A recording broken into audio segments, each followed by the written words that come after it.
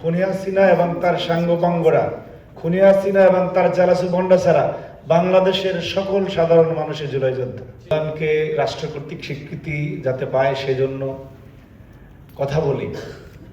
ঠিক সেই সময়ে বাংলাদেশের অনেক মা এখন পর্যন্ত তার সন্তান হারানোর বেদনা ভুলতে পারে নাই। এখন পর্যন্ত অনেক চিরতরে পঙ্গু হয়ে যাওয়া, চিরতরে চোখে দৃষ্টিশক্তি হারানো ভাইরা এই জুলাই রয়েছে। সুতরাং যে আর কখনোই জীবনে দেখতে পাবে না, তার অবস্থাটা আমাদের চিন্তা করা উচিত। যে আর কখনোই জীবনে স্বাভাবিক জীবনে ফিরে আসবে না, তার বিষয়টা আমাদের মাথায় রাখা উচিত। আপনি আমি জেল খেটেছি, কিন্তু আমরা তো সুস্থ আছি। আপনি পৃথিবীর ইতিহাসে এমন কোনো অধ্যায় পাবেন না যেখানে আপনি যদি দানবের বিরুদ্ধে কথা বলেন আপনাকে নির্মমতার মধ্যে, নির্যাতনের মধ্যে আসতেই হবে। সুতরাং সেইটিকে, আমার কথা অনেকে মন খারাপ করবেন জানি, জুলাই যোদ্ধা, জুলাই যোদ্ধা, জুলাই রাজবন্দী। আপনি তো তখনই ক্রেডিট পেয়ে গিয়েছেন যখন হাসিনার পতন হয়েছে।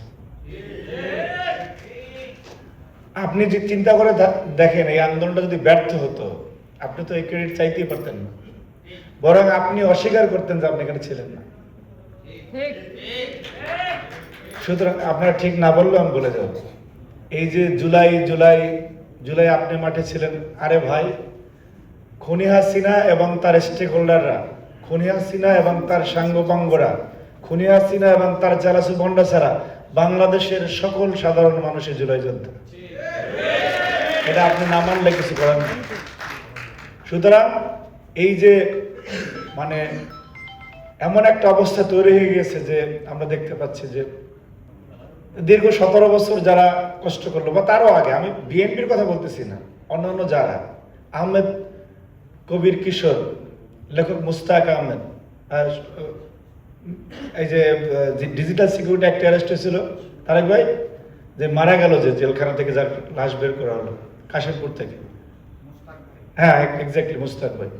এরকমের বিশ্ববিদ্যালয়ের শিক্ষক, নবম দশম শ্রেণী পড়া শিক্ষার্থী, রিক্সাওয়ালা, ঠেলাওয়ালা, এমন কোনো শ্রেণী পেশার মানুষ নেই। 471 জন সাংবাদিকের আপনার চাকরি গেছে হাসিনার সময়। সুতরাং সেই দুর্বিষহ অবস্থা থেকে, সেই শ্বাসরুদ্ধকর অবস্থা থেকে, যেখানে নাবিশ্বাস উঠে গেছিল, সেই অবস্থা থেকে যে আল্লাহ রাব্বুল আলামিন আপনাকে পরিত্রাণ দিচ্ছে, এর চেয়ে বড় ক্রেডিটবাজি তার কিছু হতে পারে না, এর চেয়ে বড় পাওনা তার কিছু হতে পারে না।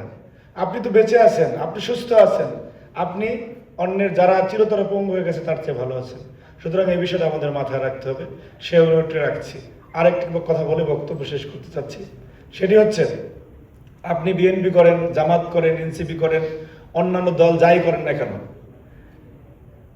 হাসিনার দানবীয় চরিত্র এবং একটা মহিলা কতটা নিকৃষ্ট খুনি হলে, কতটা ভয়াবহ রকম দানব হলে, কতটা অমানুষের পর্যায়ে চলে গেলে, আপনি এত খুন করার পরে, এত জুলুম করার পরে সে এখনো দাম্ভিকতার সাথে বলতেছে যে বেছে বেছে উকুনের মতো বেছে বেছে মারবে। আপনি কিসের ভরসায় বাংলাদেশে অস্থিতিশীল পরিবেশ তৈরি করতে চান? হাসিনা ফিরলে তো আপনার কোনো আইডেন্টিটি দেখবে না সে। আওয়ামী লীগ যদি কোনোভাবে আপনার বাংলাদেশে আবার কোনো সুযোগ পায়, আপনি জামাত করেন না আমজনতার দলে তারেক রহমান, এটা দেখবে না।